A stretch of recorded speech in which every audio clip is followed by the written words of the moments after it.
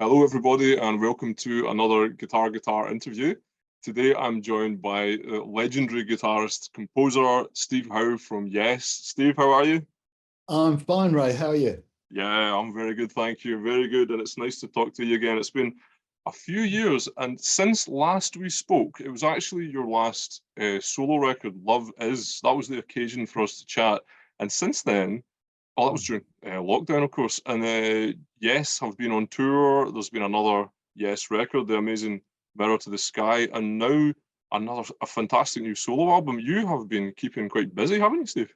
Quite busy. And you forgot to mention Motif. In fact, Motif's been a long time in the making since Volume 1, and Volume 2 came out on Howe Sound last year. So that kind of filled in the gap between Love Is and my other work. But yeah, I'm delighted, that Guitarscape's a kind of fresh idea. It's a kind of different idea. I can't see how it's like my other records. Most probably is. It's got my noises on it. It's got my sounds.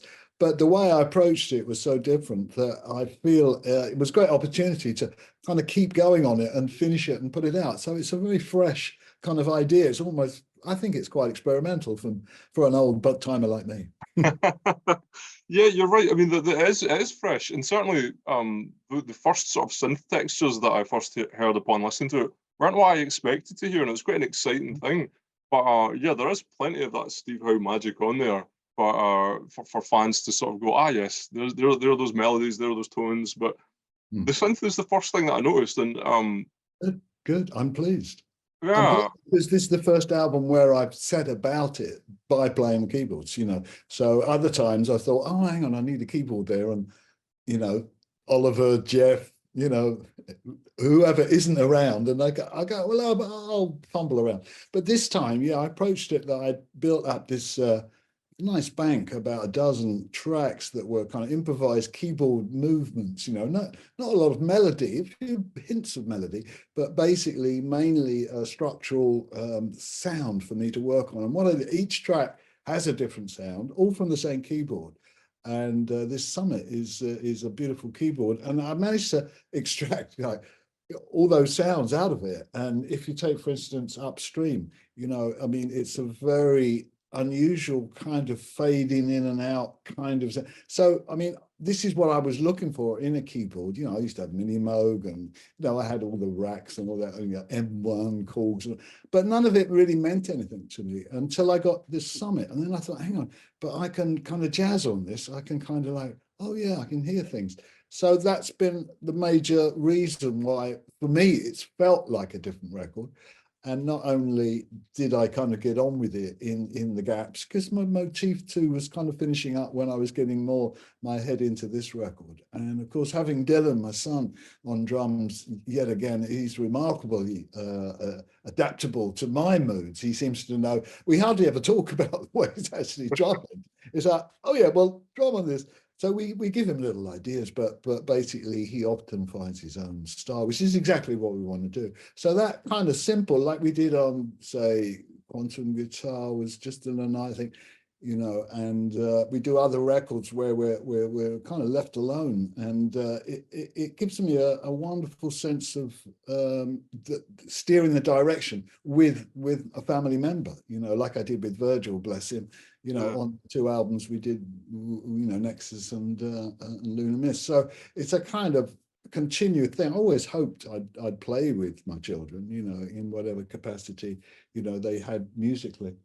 yeah, and it's such a, as you say, it's that kind of like he's got real sensitivity to what you're putting down, and presumably, if you would be recording your synth parts and so on prior to the drums being put on afterwards, would that be right?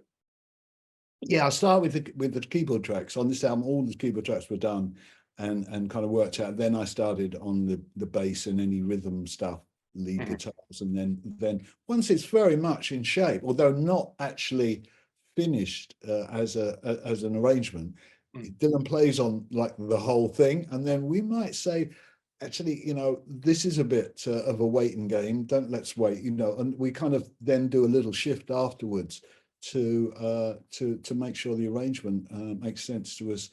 Because coming back to a record, and how I make the record is like I make a lot of them. I do a certain amount of work on a record, and then I have to leave it, go on tour, do another record, with somebody else, and then I come back to it, I think, God, I didn't realize it was quite like this. Oh, you know, good news and bad news. You know, good news is maybe I think, wow, I've really got something here, but you know, I can sort of foresee the work I might have to do.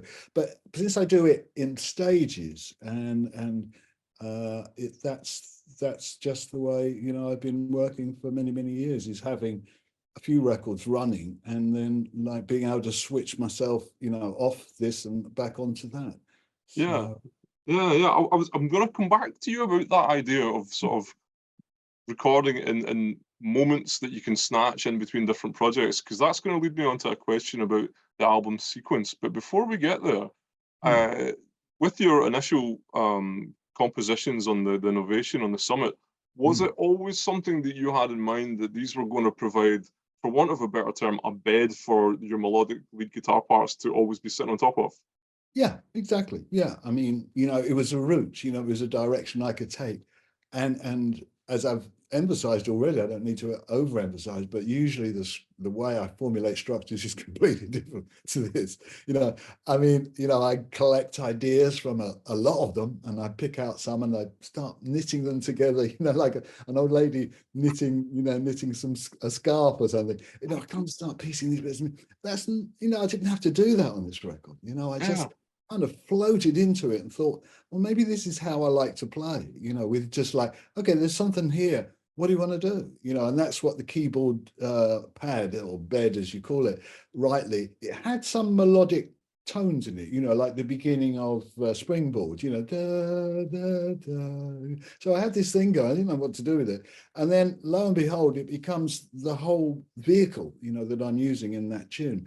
So really, there's a couple of different kinds of tracks. The ones that auspiciously all start with the word spring were all formulated really in a kind of repeat mode. Give me some space to kind of open up, you know. mhm. And those tracks are what they are. They allow me to open up. I ramble, you know. When I get down to Springtide, you know, I do a bit of sort of BB King wailing, even, you know. So all these options are mine. Now the other tracks came about through most of the, you know, like improvised keys that I did, and I thought that's quite nice. Yeah, it's quite good. And then I changed the tempo and I changed the sound and I do another improvisation and see where I get. But obviously being selective and editing those into shape, you know, is really important. So the other tracks were mostly done in once again, a keyboard idea. Didn't really know quite what I was going to do, but hey, it's quite good, you know. Okay, I'll record it. And that was the kind of ease of it, if you like. It wasn't that I was lazy, because I'm still working on tracks that are built just like the other ones, you know. But I do think it's time to try different things, you know. Yeah, for sure, especially when it reaches such like potent results. And I wonder, because each of the synth textures, even though it's coming from the same instrument, they are all, as you've said already, markedly different. Did they influence not only your approach to composing on the guitar, but actually the choice of timbre and the choice of maybe guitar itself as to what you were going to put on each track? Absolutely. Well, I mean, sequence of how I did these tracks is, I can remember some of the latter tracks, if you like, but there was obviously that big bank I did where I started to play the ES Artist. Now, this guitar came along in 1978 and I saw it or somehow connected with Gibbs. I said, hang on, I want one like this. I've got to have that guitar. So I got all excited about the guitar way back then. Then I used it with Asia, you know, on stage, and it was my stage guitar.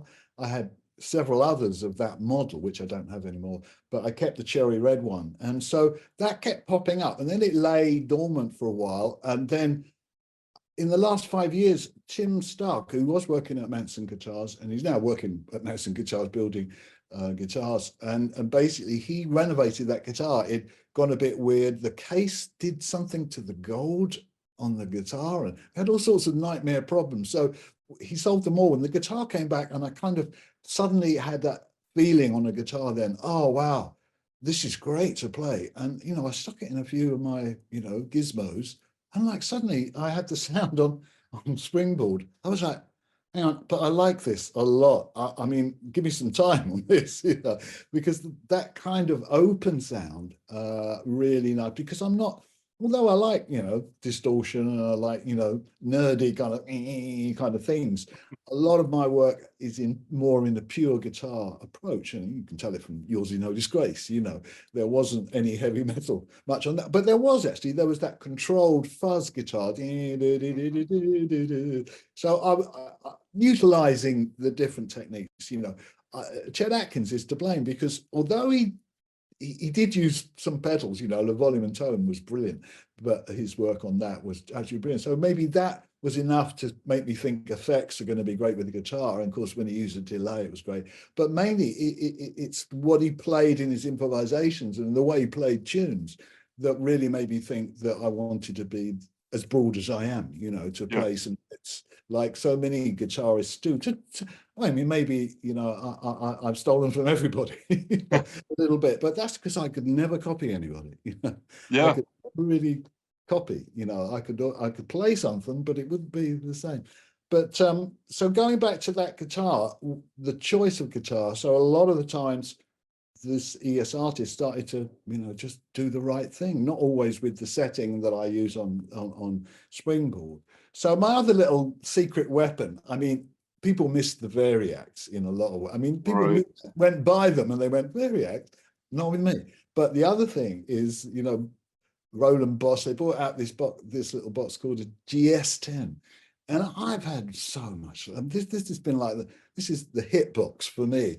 I've got a few little toys like this. I've got to have that, put that on it. Yeah. But that little box, sometimes I just cooked up such great sounds with it.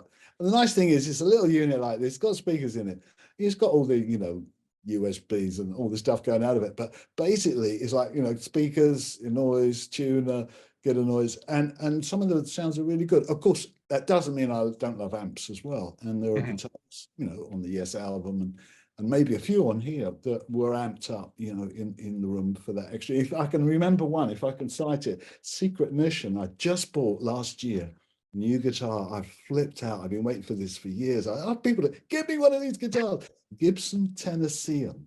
Oh yeah, sure. Right. So I heard Chet playing in his later years on this guitar, and every time I heard him playing, I went, ding, that's Chet. That guitar is sounding really good, Chet, So I reckoned I needed one of these, So a few people ignored my request, give me one of these. So I tracked it down last year through a friend called Paul Sagti in Fort Wayne. So anyway, he helped me procure this guitar. It's orange, they come in two colors. And by Christ, that day I plugged it in on stage at a sound check and I went, this is it, this guitar. So it only had time to appear on this album because so much of it was recorded by the time I got back from that tour last year. Secret Mission, but that didn't. So that's where the Tennessean makes an appearance. And I think it's a really exceptional sound. It's a bit like my 175, you could almost think, oh, he's back on his 175. But somehow why I rave about guitars isn't only, well, primarily the sound's got to be great. But when you play a guitar, it's either hell or heaven.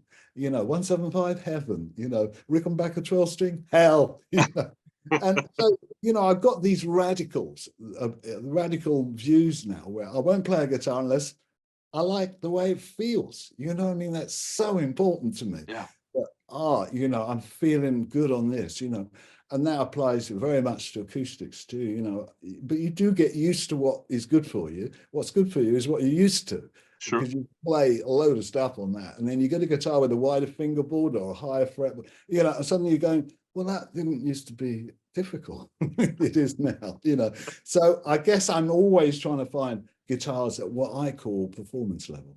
So if a guitar's not at performance level, I ain't going to perform on it, am I? I'm just going to wait until it's good. And so that's a bit of my philosophy behind my thinking about the importance of the instrument. And you cited it when you said, well, how do I, well, not, you didn't ask me directly, but what leads me to choose different guitars? It's on the spur of the moment. It is a guiding light maybe that says, oh, well, why don't you try that? If it's wrong, I've got plenty of choices, but very often it isn't wrong, and I'm very happy with that sort of almost like discerning, Steve Howe's discerning guitar taste. Yeah. very discerning. It's very demanding on how it feels, but most of all, of course, it's got a sound. You know, Yeah, the movement. You know. exactly, exactly. It starts with the player and then moves to the audience afterwards, right? Yeah. Um, you hit on something that relates to a question that I wanted to ask you, but it also reminds me of some passages that were in your autobiography that I read last year. And it was in your early days of using the volume pedals and the tone pedals, pre-Yes. And you mentioned it with Chet Atkins there. Um, my question was going to be relating to your song Steel Breeze because I love the slide sound you have in that, and I wonder if you would let me know about how you get such sustain from a slide sound. But just before we get there, one Yeah. of my all-time favorite Steve Howe guitar parts is from "And You and I" from Close to the Edge, and it's the big majestic. I think it's what you refer to as the Eclipse section of the song. I might be wrong about that, but it's where Rick Wakeman has his big keyboard bit, but you have these wonderful slide parts that come in, but with volume control as well. Yes. And Yes. I would love to just, I would love to just hear your thoughts on how you came up with that kind of like that was what I wanted to play because it's such a great, such a correct part for it. Yeah, you've got two marvelous kind of bookends, really, because when you talk about fragile or guitars on and you and I, you know, close to the edge. Obviously, I was very early days. I mean, I'd had a little experience, and maybe I'd popped it on a song here or there, but it was really quite new. And then you and I actually was a little bit unsure what to do. So what I did was, you know, I peeled off, if you like, from and I did Mhm. which was really kind of risky, a little bit risky or risque, if you like. It's a little bit kind of okay, well, you're getting away with this at the moment. But obviously, by the time I did Going for the One, you know, I was playing a steel guitar like I was. It was an instrument. Now I Mhm. could manipulate. I couldn't do that. And then going to Steel Breeze, just to answer that question first. So that's I discovered along the way. In fact, I think Close to the Edge might be a Gibson steel. I think it is a Gibson student steel I had at that point. So I went on Fender. I mean, it was all to do with Santo and Johnny and lots of other players who were doing a lot of single line playing, particularly Santo and Johnny. Santo had this wonderful sound, and much of my imagination says, you know, it should sound like Santo. Cool. That's what I'm trying to do. The pure Fender sound when it's got two pickups, has to have two pickups. So single pickup ones just don't run. They just don't run. It's got to have two pickups. And then it gets a kind of a thickness and warmth to sound that's lovely. So yeah, they're going, so I'm hedge hopping. Yeah, I mean, Steel Breeze, so that's a Fender single neck. They call them String Masters. Mm. And you know, I've got a single neck one. It's always at the studio. So like basically I played that, you know, with a volume pedal. Yeah, just with an Ernie ball, and basically it's going into that GS10, you know, and you know, it's got a couple of hundred sounds. So I write down which one I use in case I have to come back and fix something, you know, and I need the same sound. So I have got notes, but they're very hard to locate. I said I was going to show you this. This is a frightening fact. Now, Oh, wow. this is an album, right? Represented in visits to work, you know, on it at one studio with Curtis Schwartz, you know, and most probably it's going to, I mean, I don't know why I'm telling you this. It might not be too noteworthy, but there's over 20 pages here. That means that over 20 times did I go to his studio and work on, you know, this album, you know.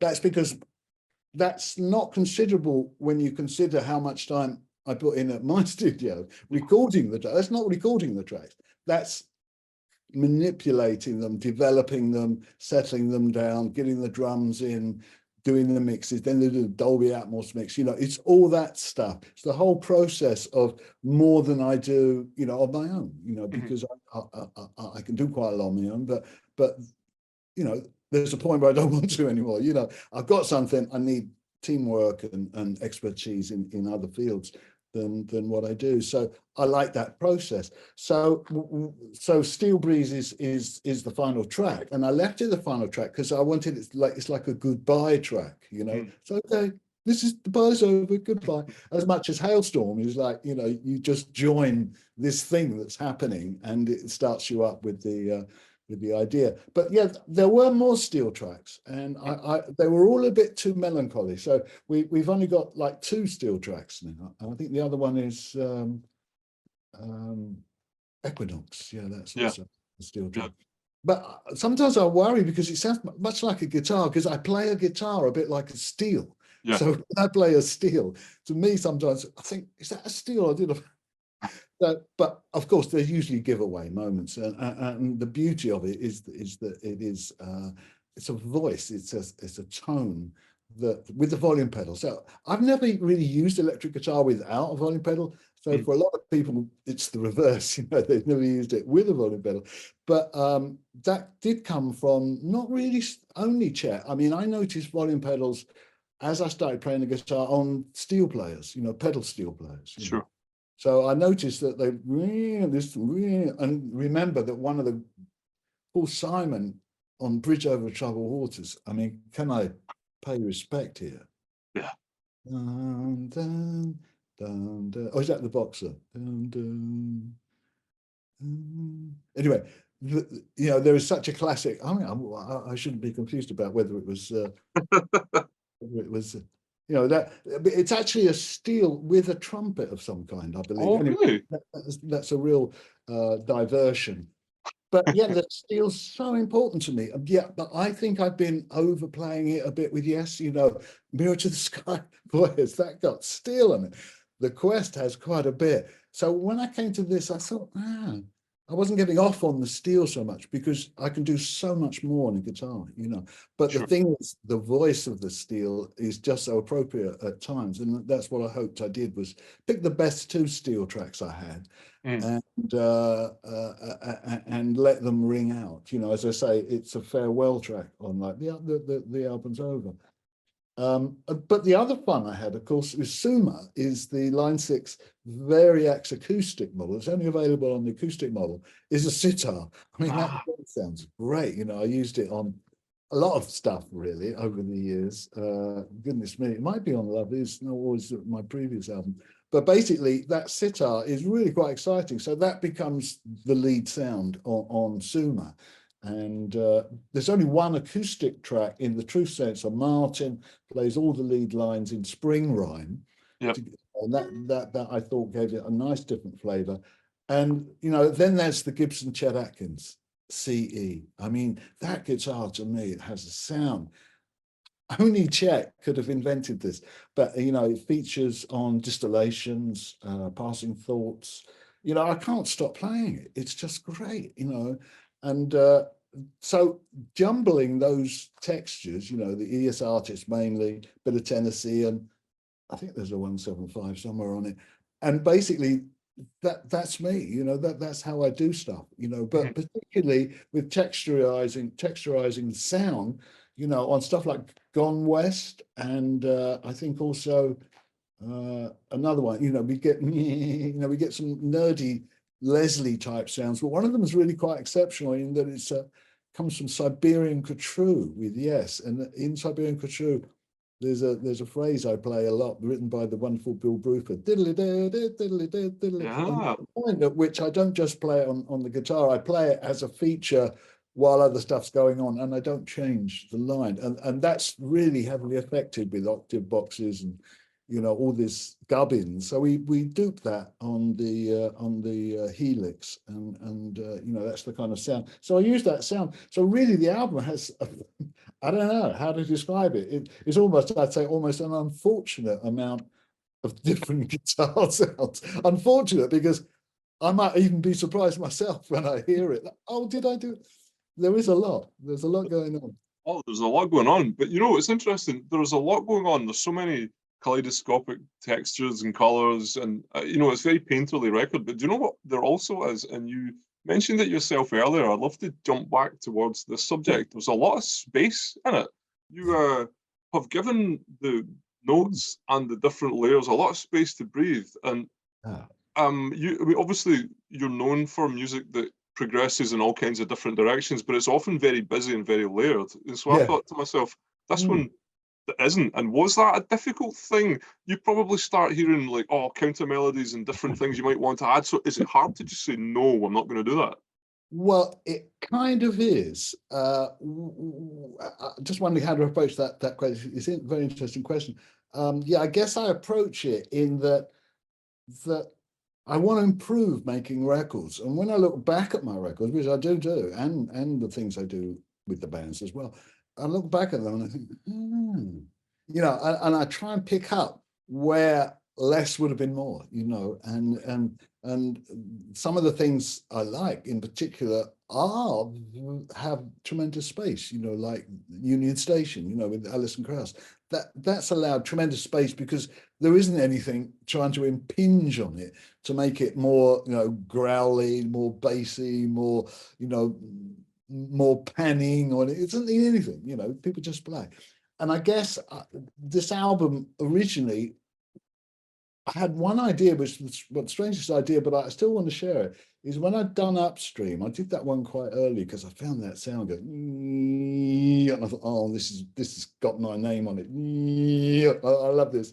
So I do it. And then the first thing I thought of when I complete, that's pretty much a guitar through, and I went, Miles Davis. I thought, why did I think about Miles Davis? Because I don't usually, I never, I don't mention him much, but of course, I love his trumpet playing, and I love Sketches of Spain, and Kind of Blue, and lots of, I mean, he was a remarkable player. But I just wondered whether I'd spent years trying to find a way of playing that was as unpredictable as Miles Davis, as kind of strange, but also as personal as Miles Davis. And maybe, without saying, too much more, I shouldn't, it's dangerous, but I felt like maybe I'd reached a point, in my music that I could realize that I've got somewhere, but got to this point, which isn't jazz, but it's freeform music, without the necessity to tinge it with jazz. Sure. That track, Upstream, it also struck me as being very cinematic, and it made me think, when you're composing, be it initially on the synth or later on when your melodies are coming out, do you tend to have a sort of visual sense of the sound you're aiming for? Does your creativity work like that? Well, visual, like Salvador Dali sort of visual, yeah. I mean, I don't know. I think I've always liked unusual art. I love Roger Dean, and so I've always had art around me. That's what I think you ought to have around you, is not your gold albums, but actually beautiful art that kind of still keeps saying to you, yeah, but you don't do this, or you can be influenced, by this. So yeah, not sure where to go with the rest of that. I suppose I wonder whether this might be helpful, like way for it. But you're so interested in different textures, and to me, I don't know if this makes sense, but your slide playing to me sounds like it's kind of golden. But your 175, when you play that, when I recognize it, it sounds to me like it's kind of dark red or brown. And to me, it feels like you're painting. And the synth at the beginning of Hailstorm sounds dark blue. And I just wondered if you had that kind of like, this song needs more of gold or a Salvador Dali sunset, does it work like that, or do you just tend to go for not tone? consciously. I think that some of those things may be going on less, subconsciously. So you can, in other words, in a way, as I've got older, I've started to ask less questions. Yeah. Because the more answers you want, the more questions you end up with. So sometimes I've got an approach to let things be, and what's going to happen is that if I'm sensing that freedom, maybe I can work, because it's a bit like a stage show. If the stage show is going really well, it's so easy. If it's not going well, it's so difficult. Yeah. So you're in this place, like with music all the time, really, where some of the things you can do, like the space, allowing the space. I thought that was interesting to go back to that in a way, because the space does allow for greater clarity of for the listener.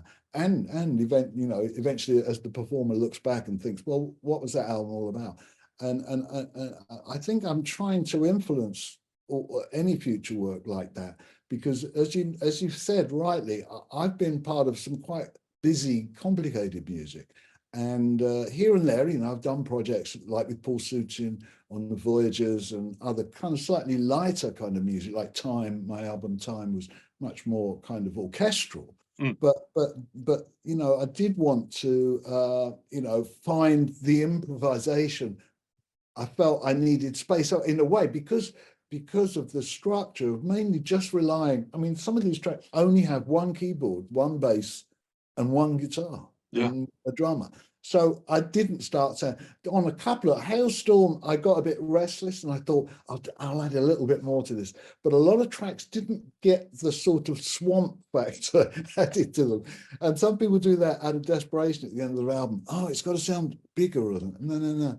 So drawing the best out of the sound and not relying on having more sound is definitely a direction I like very much. Okay, and with that same sort of idea, one thing that I think is notable and also quite a confident move, is certainly from the point of view of me as a listener listening to it, was that a lot of the songs are quite, there's a lot of brevity there. I mean, some of Tales from Topographic Oceans, you're talking like it's a whole side of vinyl for one track, and now we've got a bunch of songs on this new record that are 2 minutes. And I wondered whether that was a very deliberate thing to be like, let's make these very concise and accessible. Right. Yes. I think what I felt was that if I had a nice tune, you didn't have to keep playing it. You know? So like take Seesaw, for instance. That's a really good example because you know, when I listened back recently, I kind of got to Seesaw and I went, oh, I'm glad we did this, you know, just because it ticks over and things, but part of the pleasure of it is it isn't extended. So there is a kind of counterweight, if you like, in prog music, I think, or there should be, or maybe there is that, yeah, long is good. You know, you can keep saying, oh, why don't you do a 20-minute piece? But actually, when you take something like Circles of Time, say by Yes on Mirror to the Sky, that song didn't need very much. And it's another example of possibly how I'm trying to direct all my music to be more spacious, to have space. And the way that song developed was wonderful. And it's all over in 3-point-something minutes. So yeah, it's not necessary to drag out something that you've stated and you're happy with. So yeah. Do you think that's something that the younger Steve Howe in the sort of the 70s maybe didn't have that perspective, and maybe you had to go through the colossal epics, which I love, by the way, that's not criticism, in order to have this later on confidence to be like, yes, this can just sit as its own? Oh yeah, definitely. This fluxing, this changing, is only convincing me that I'm still on a journey with music. I think if I was, you know, only doing a limited amount of what I can do, then, but I was doing that all the time, it most probably, oh no, I'd like to retire, please, because in fact it's the buoyancy that I've got for moving around music that's much more sustainable than the single item. Except there is one single item that is that powerful. And that's solo guitar, you know, clap, mood for a day. When you go on that journey with me, then you really got somebody who's kind of waiting for a golden opportunity to do much more of that, because in a way it combines everything I've done. It puts it all into one thing. And I'm on my own, you know, it's not because I want to be on my own, but it's because solo music is an arrangement you make with yourself, you know, to play like that, you know, and whether it's a bit Chet Atkins or it's a bit influenced, you know, with Spanish playing or classical guitar, I don't mind. But I know that fundamentally the country picking is very, very important to me. And, you know, so there isn't any on Guitarscape, but that's on purpose.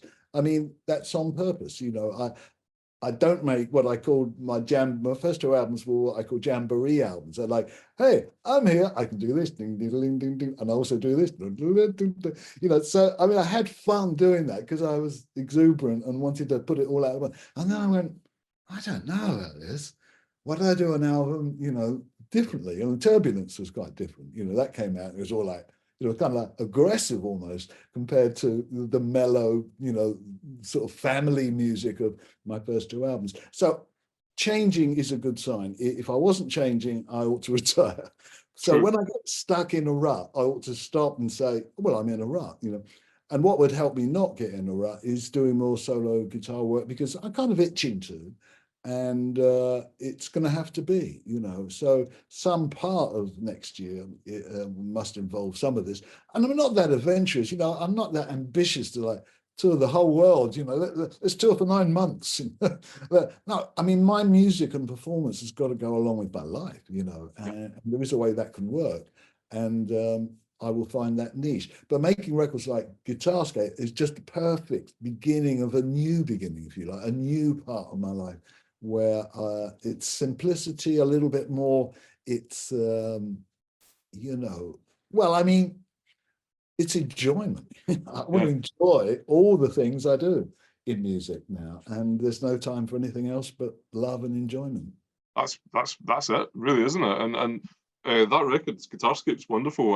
I think its relative brevity makes me just put it on more often rather than have a sort of session with it and then go and put on something else. So it's effective in that regard. It's very good.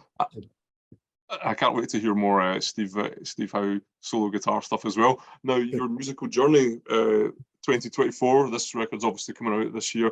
What's in store for you for the rest of the year? Right. So I've only got about 2-3 weeks, and we're in Miami. We're starting a tour for 3.5 weeks where we opens for Deep Purple on quite an exciting tour, you know, amphitheaters and things like that. And it's not too long. We don't go all the way west. We just stay, you know, in that sort of the right-hand side of America, which is big enough for anything. So after that, we have a very tiny break, not long enough to go home, and we go to Japan, and we have a beautiful 2-week tour there with some wonderful shows in Tokyo and Osaka and everywhere else. So then there isn't any touring after that. So we come back, go back to our homes and rest up after, you know, that's like a similar length tour to what we just did when we did Europe and the UK.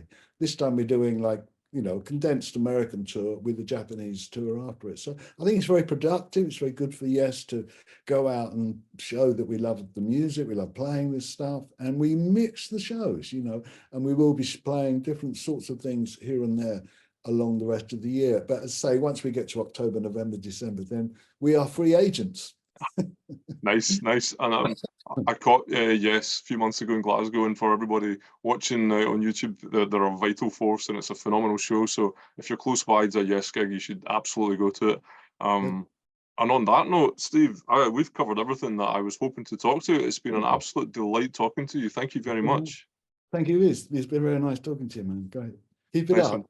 And lots of love out there, and keep rocking. Yes. Yes is a rock band. I mean, Yes is a rock band, and we've never forgotten that. Or I'm trying to make sure nobody forgets it.